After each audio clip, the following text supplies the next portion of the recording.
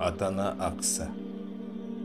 Ата-ана ақысы жайында хадис шерифтерде былай делінеді: ата-анасына қызмет еткен адамның өмірі ұзақ және берекелі болады. Дінге сай қызметтерімен ата-анасын қуантқан адам Аллах тағаланы қуантқан болады. Ал оларды ашуландырған адам Аллах тағаланы ашуландырған болады.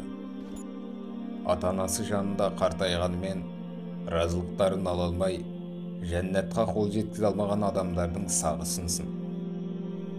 Ата-анасына жақсылық жасаған бала пайғамбарлармен бірге жәннатқа кіреді.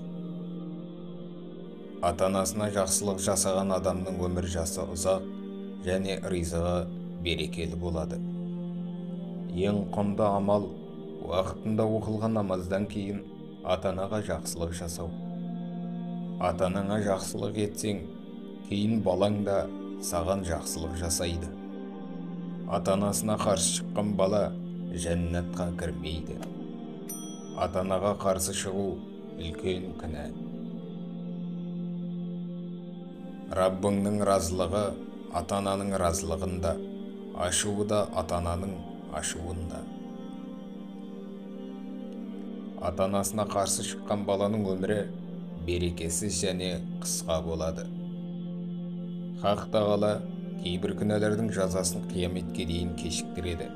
Ата-анаға қарсы шығу күнәсі бұлардан тыс.